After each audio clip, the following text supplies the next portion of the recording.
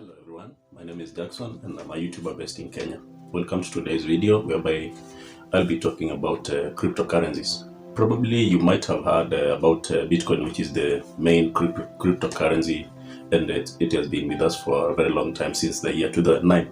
So lately there's been a lot of talk about cryptocurrencies going to the higher side of in the financial market. They have even overtaken Bitcoin, has over time overtaken gold, which is the standard in most countries in terms of value, whereby our money nowadays is not based on anything apart from is not a standard, and the standard in most countries is gold, which is kept as a reserve kind of value storage. So today I want to discuss about cryptocurrencies, which is mostly understood by many people as Bitcoin.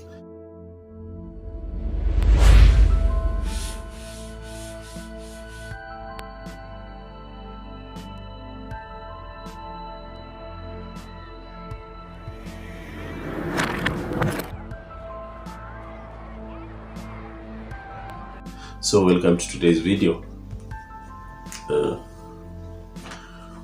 What is Bitcoin? Bitcoin is a kind of a digital storage of value, whereby it is stored in a digital ledger controlled by many computers which operate in different parts of the country, such that no one person is able to control, and thus this creates the needed kind of security, such that no government or company or Facebook or Google can control Bitcoin, or rather can control many cryptocurrencies. But let's just call it Bitcoin because it's the one which most people know.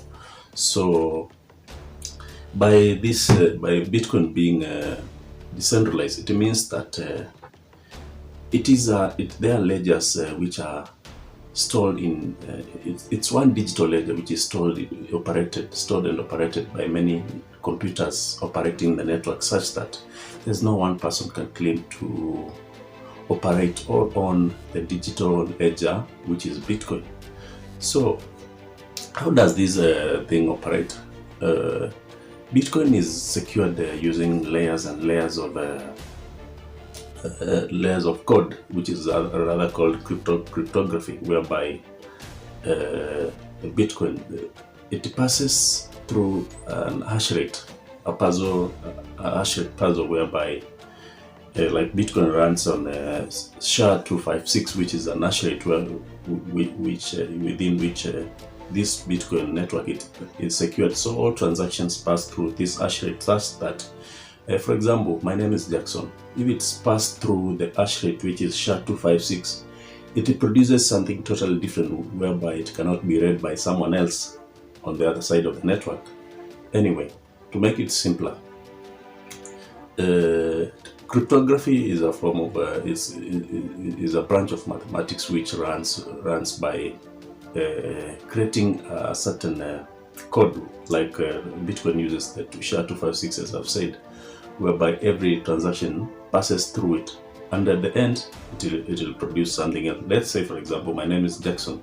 So we say in every we can say 2 times 2, Jackson 2 times 2, whereby the name Jackson is multiplied by 2 times 2, and the result will be something totally different, whereby the J's might be 4, and you can also all divide by 4 to make it for me to make it simpler for you to understand.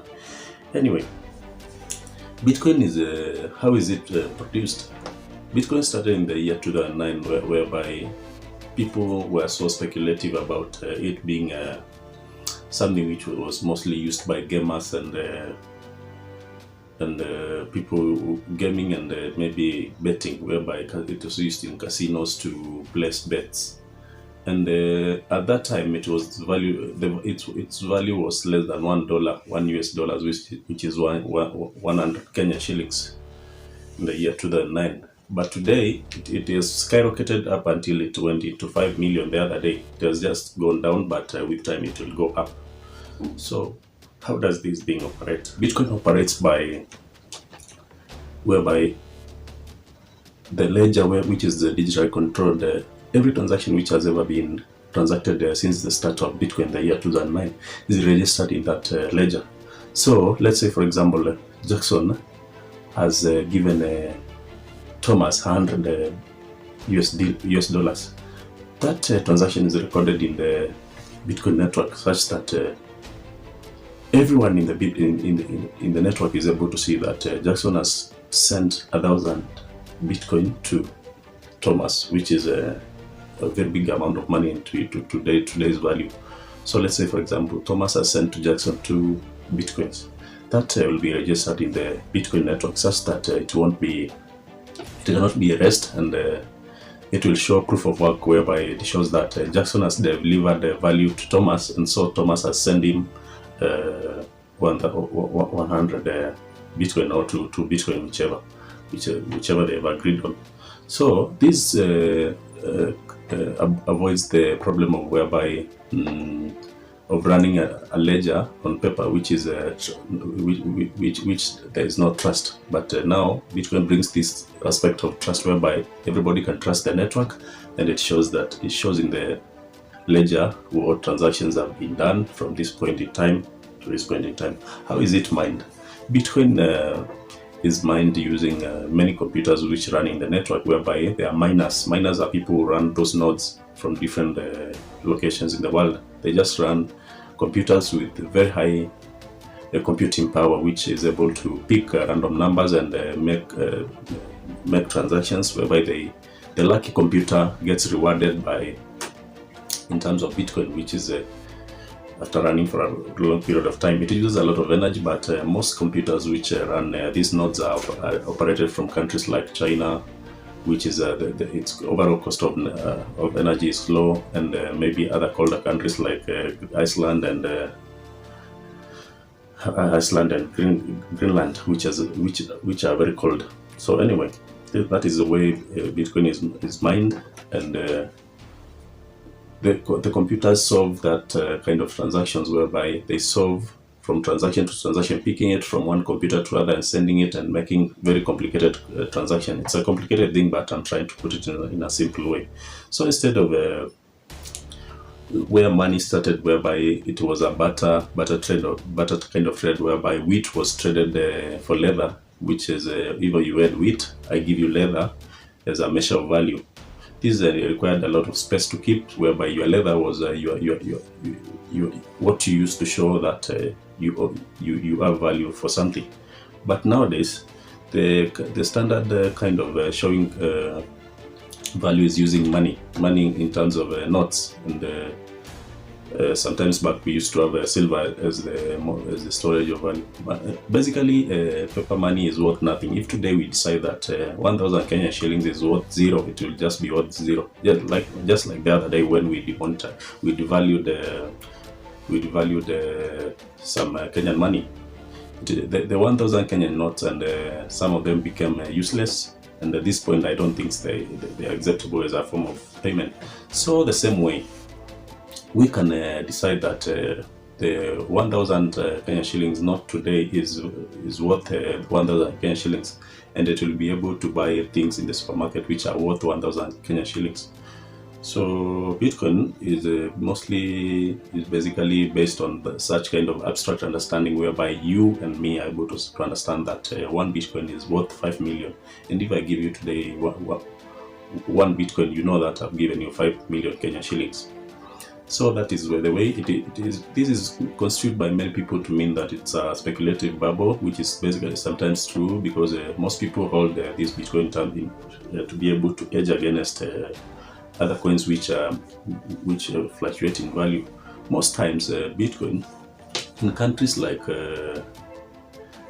Zimbabwe, where the value of money went down up to zero, people resorted into buying Bitcoins to hedge against the fluctuation of their local currency. And this helped many people to be able to retain their value for properties which they owned by keeping their money in terms of Bitcoin, because it cannot be controlled by a government. It's not affected by policies of the government. Anyway, sometimes it is affected by the news and the propaganda which runs mostly in social media. Like the other day, Elon Musk decided to buy some Bitcoin. This led to Bitcoin skyrocketing at a very high rate, and sometimes back he said that you'll be able to buy Tesla using Bitcoin. This led to the growth in the price of Bitcoin at a very high rate, and this is one of the reasons most people refer it as a speculative bubble. So, what are the arguments for Bitcoin? People who are pro Bitcoin argue that, and it's not an argument per se, it's the truth. Bitcoin is trustless. This means that if, for example, I give you 10 Bitcoins, I don't need someone to verify, and like a bank, to show that I have given you $10. It only shows that just shows it the network, and I don't need anyone to verify that I've given you $10. It's in the widely, it can be seen from anywhere in the network, whereby anyone can log into the network and be able to see that I've lent you $10, which is in terms of Bitcoin. Anyway, the second point about for the people who are pro Bitcoin is that it is decentralized, hence it is very secure. One thing about Bitcoin is that it is not stored in one place the same way banks store their money in one place, whereby a government officer can just wake up one day in the morning and declare that they are closing down maybe any bank in any country. But now Bitcoin is here, and it's stored in very many different places, whereby even the USA government, even Google, even if it's Facebook, they're not able to control the price of Bitcoin by or make a drastic policy change which might adversely affect the price of Bitcoin, or decide that they want to scrap it the same way they decided to scrap Kenyan money, some Kenyan notes a while back. So it is secure. It is not. It cannot be hacked by any government, any corporation. It's not able to hack Bitcoin.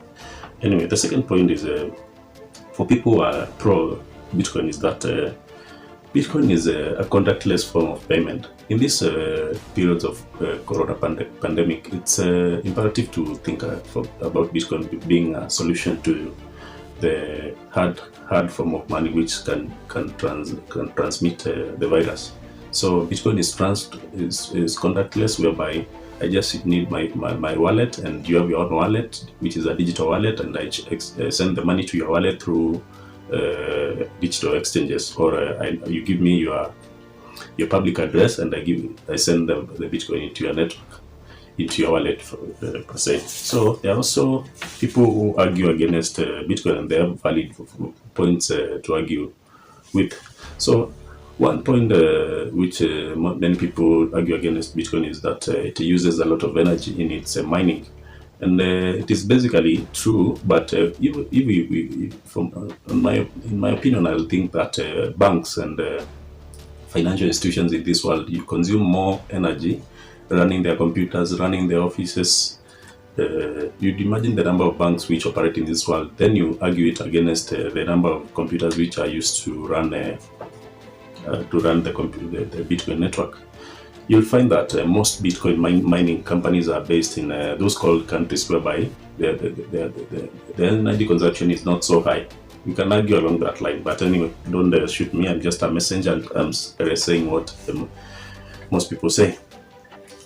Also, Bitcoin can be used to run many illegal transactions like drug dealing, arms smuggling, and maybe to fund terrorism. This can be adversely mentioned against Bitcoin, but I'll ask myself. I usually ask myself about the Kenyan shillings or the US dollar. It can also equally be used the same way Bitcoin can be used to pay for illegal transaction. It just depends with the person and the kind of transaction they are making. So the government can step in and control that.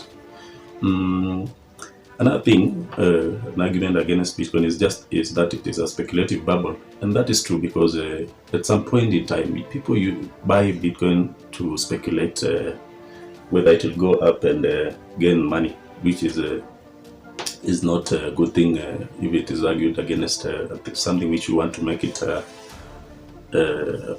store of value. So today we can wake up to news that certain celebrity has bought into Bitcoin, so the price will go up.